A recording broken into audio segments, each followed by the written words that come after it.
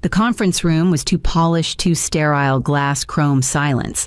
I was halfway through presenting the adaptive flow design I'd been refining for 6 months, the one that could save the city millions and cut disruption time by half, when Braden Kell raised his hand not to ask a question but to end me.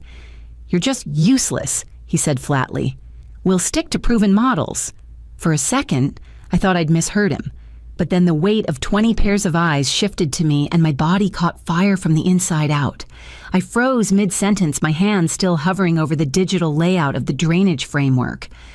I couldn't even glance at Jules sitting 2 seats down. I knew if I did, I'd see her lips pressed tight in sympathy. Or worse, in silent rage. Braden leaned back, smug in his navy suit, confident that the silence meant agreement.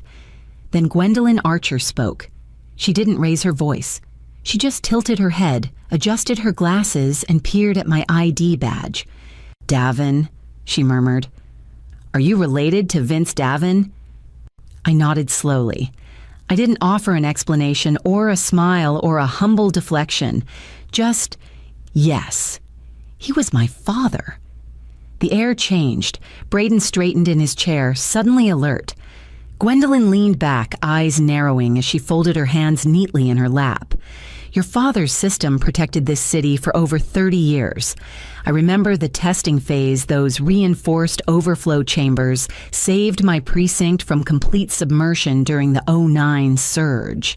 And yet," her gaze flicked to Braden, "I was surprised to learn your firm dismantled them last quarter, under your directive, I believe." A thick silence fell across the room, but this time it didn't burn me. Braden shifted uncomfortably. The other clients at the table, municipal engineers, budget officers, regional consultants, all turned toward him with a slow kind of curiosity that made my stomach turn. He opened his mouth, then closed it. I didn't gloat. I didn't move. I just watched the man who dismissed me shrink half an inch in his own tailored seat. For once, he had no prepared slide, no pivot, no charm. And in that silence, the meeting wasn't his anymore.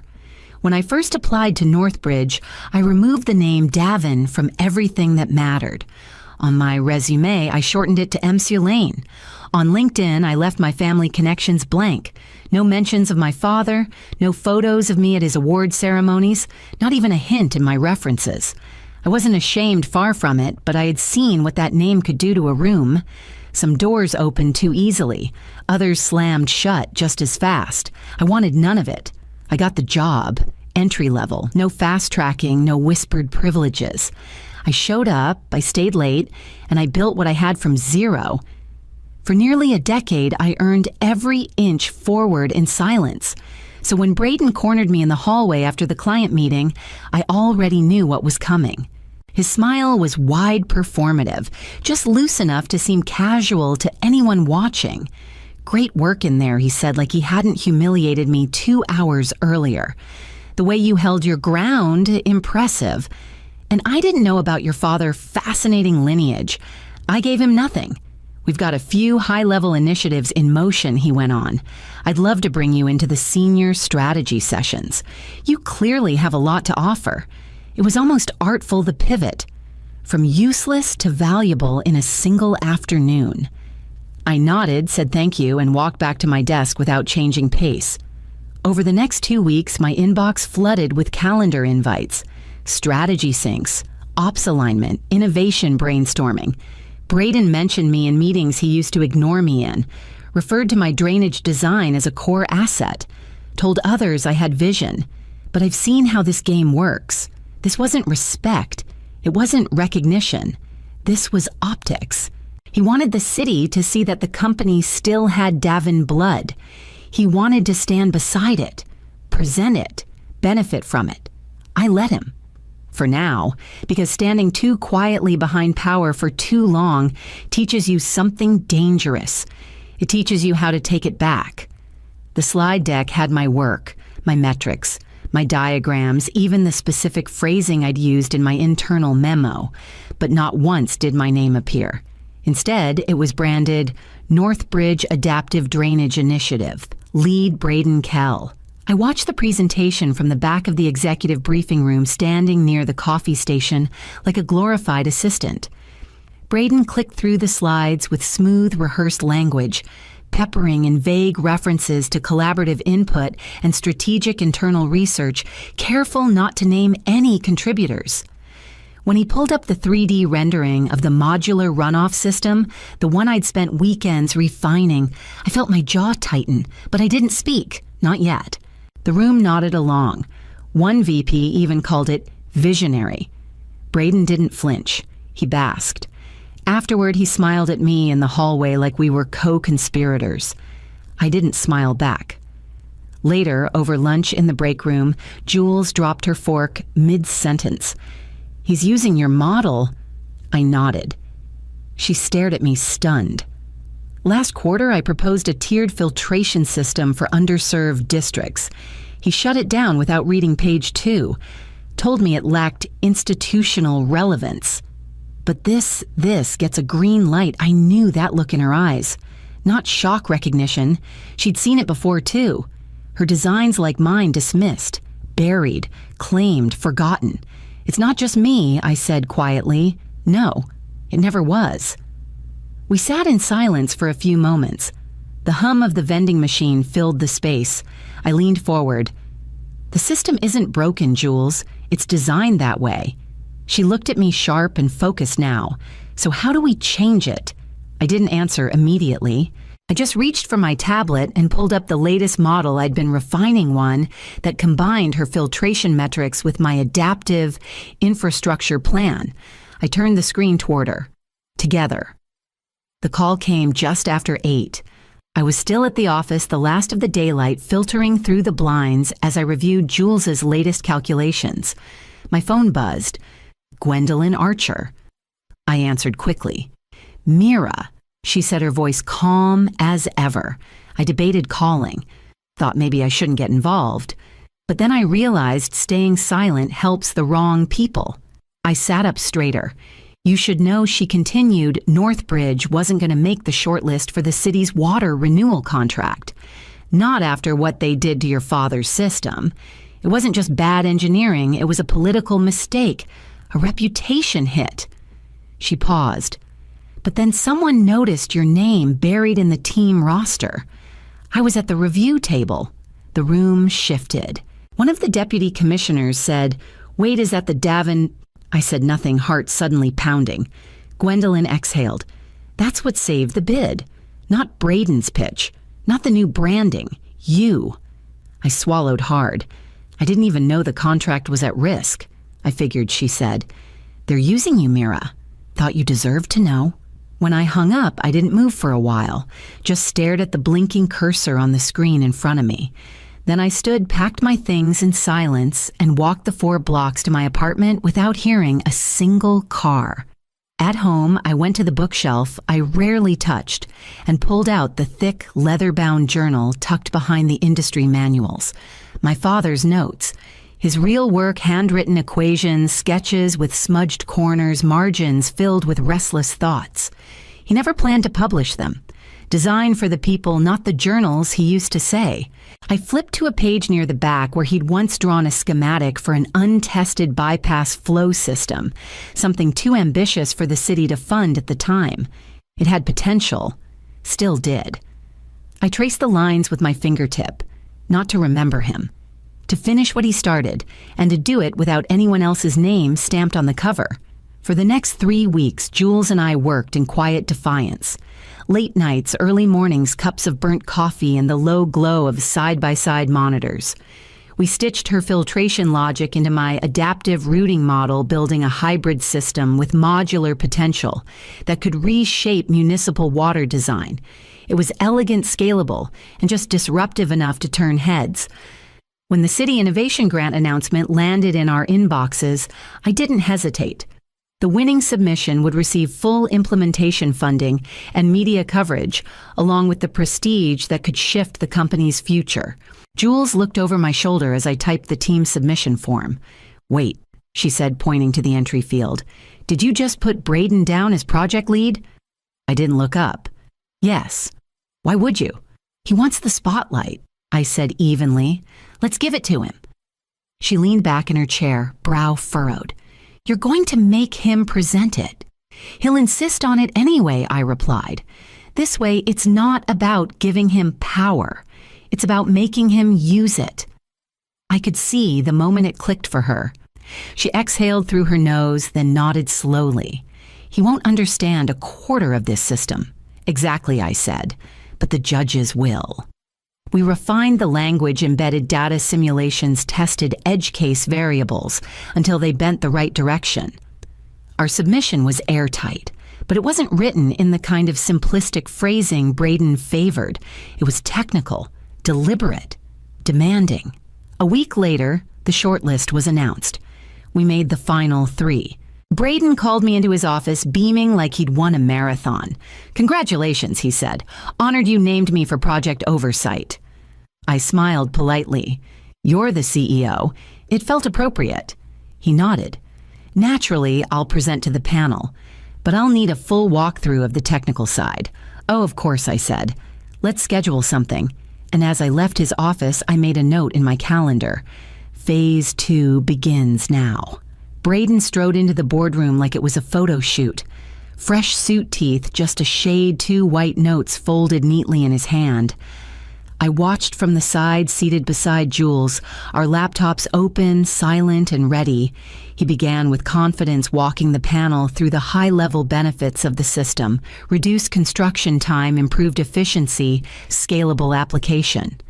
The panel nodded along until Dr. Vargas, the city's lead systems engineer, leaned forward.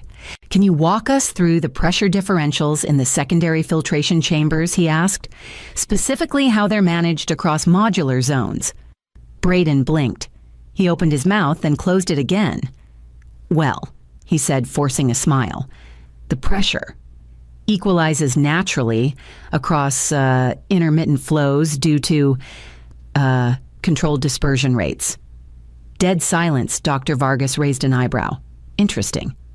Because based on this design that would result in system lag during overflow events. More silence. I felt Jules shift beside me, still staring forward. Finally, Dr. Abrams, another board member, cleared her throat. Perhaps we should hear from the technical team who developed this. All eyes turned to us. Ms. Davin, Ms. Marin. I stood calmly. Jules followed. We moved to the front without needing to look at each other. For the next 20 minutes, we walked the board through the entire design. We spoke in clean lines, direct but detailed, data-driven. When they asked follow-ups, we didn't pause. We knew this system inside out because we'd lived it. By the time we finished, Dr. Vargas was nodding. Abrams was smiling. The city comptroller looked visibly impressed. The decision came a week later, but we already knew the outcome. The email hit at 9:04 a.m. Subject line City Innovation Grant. Award notification. Our project had been unanimously selected. The board cited revolutionary design, deeply integrated expertise, and exceptional technical leadership. That last phrase came with a second announcement. I was named the lead for full-scale implementation. Braden forwarded the email to me 5 minutes later. No subject, no comment. I didn't reply. Instead, I opened a new document titled Implementation Phase Team Roles. The tip came through an internal messaging relay unsigned. A single line, check what Braden just sent to the board. I didn't hesitate. I reached out to the board's coordinator under the guise of confirming meeting logistics. She responded with an attached email. The subject line read, Concerns regarding project leadership objectivity. Braden's message was long and wrapped in corporate politeness. But the heart of it was clear. He was requesting my removal from the project, citing potential conflicts of interest due to legacy entanglement and a lack of executive-level neutrality. Translation, she's becoming a threat. What he didn't anticipate was the board's reply. They didn't just ignore him. They forwarded his message to me, along with one line from Chairwoman Abrams. We'll stick with the engineer who knows what she's doing. For a while, I just sat there rereading it. I'd thought the worst of it was over, that winning the grant had ended the game. But Braden wasn't interested in moving forward. He was still playing chess in a game that had already moved to a new board. And it wasn't enough to just survive him. I wanted to fix the structure that let him thrive in the first place. At the next board session, I brought a proposal. Not a technical one, a cultural one. I walked them through how the firm's submission policy required junior engineers to funnel ideas through department heads. I explained how those department heads had a pattern of dismissing innovation unless it aligned with their worldview or protected their turf. I didn't name Braden. I didn't need to. I simply asked, what if we changed it?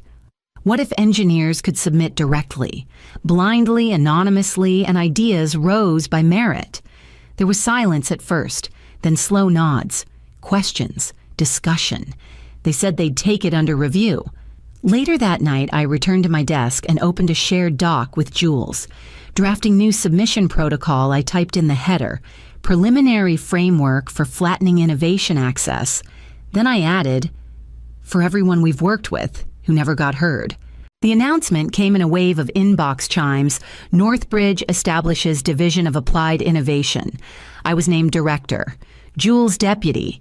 We were given our own wing glass walls, but no doors, communal tables instead of corner offices. Everyone shared space. Everyone shared voice. The next day, construction interns ate lunch with senior modelers. Design sessions included fresh grads. I saw ideas passed on napkins, diagrams sketched across tabletops, laughter where silence used to sit.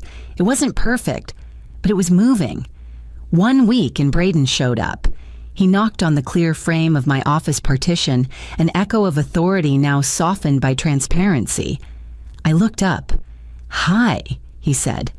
His tone was polite, almost cautious. "Do you have a moment?" I nodded once. He stepped inside. "I've been watching your division," he said. "The systems you've implemented, the traction they're getting, honestly, it's impressive." I waited. "I believe I could contribute here," he said finally. "I'd like to join your team." The air hung heavy for a beat. "You're requesting a transfer," I clarified. "Yes, to this team. Yes." I studied him. There was no smugness in his posture this time, no assumed ownership, only discomfort behind forced professionalism. "We evaluate on merit here," I said. "Not title, not politics." "Can you work in that kind of system?" "I can," he said too quickly. I leaned back. "Then you'll report to Jules. She leads our modular systems unit." His jaw tensed before he caught it.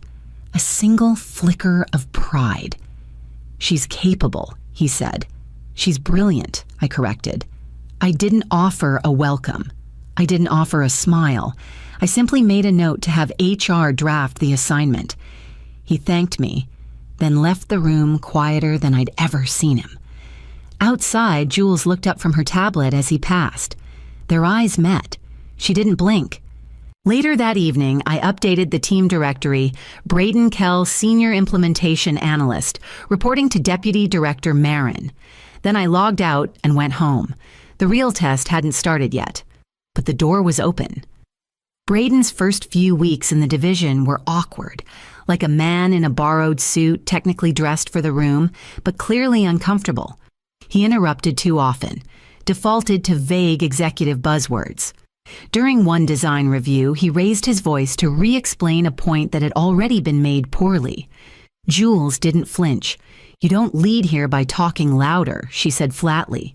"You lead by listening better." He stopped interrupting after that.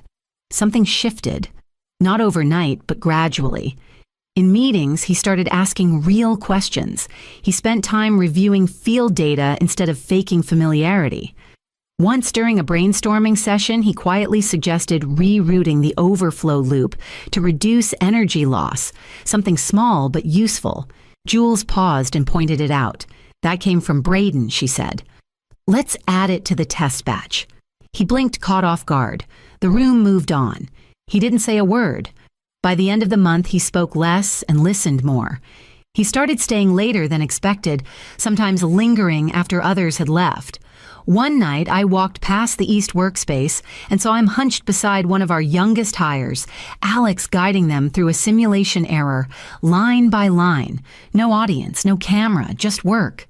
When I circled back toward my desk, he noticed me and straightened his expression unreadable. "I need to say something," he said. I waited. "I was wrong," he continued, "about all of it.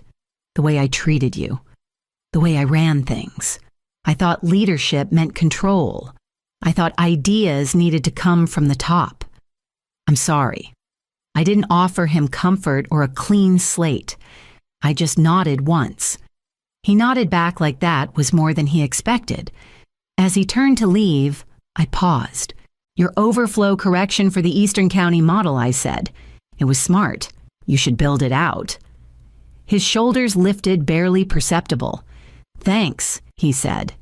He walked back to his desk. Open floor, shared space, no title on the wall, and I returned to mine, already thinking about the new expansion proposal sitting in my inbox. The invitation came in the form of a letterhead email from the parent company's strategic development board. They wanted me to join their executive advisory panel, not temporarily, permanently. They used words like vision, transformative leadership, organic innovation, but I skipped past all that. The only sentence that mattered was the one asking what conditions I'd need to accept. I answered within the hour. Abolish the seniority gate proposal restriction. All engineers, regardless of title, must be able to submit projects directly. Submissions should be reviewed blind, merit, not hierarchy. The reply came the next morning, approved, effective immediately. By noon, the company-wide memo had gone out. All innovation submissions will be reviewed anonymously by the strategic panel. Department head approval is no longer required. Innovation belongs to everyone. I didn't smile. I just stood and walked to the east end of the floor where a team of fresh hires were mid-argument over flow turbulence thresholds.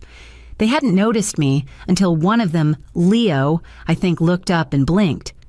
"Dr. Davin," he said, holding up his tablet like a question mark. What do you think? I glanced at the two models they'd mocked up on the fly, still in rough form. One was safer, the other, riskier, but smarter. "Try it," I said. "Let's see what happens." I left them there, mid-grin, mid-possibility, their screens already glowing brighter. Later that day, I passed Braden in the shared kitchen. He was reading the new policy memo on his tablet. He didn't say anything, but I saw it in his eyes, the full weight of it. The structure that once protected him, the one that let him rise on tone and titles, while burying the rest, it was gone. Not with fanfare, but with one clean rule change. I didn't need to humiliate him. I just had to replace the soil he grew in. By the time I got back to my desk, there were already 3 new anonymous submissions logged in the system, none of them from senior staff. They called me useless. But I built something where no one ever hears that again.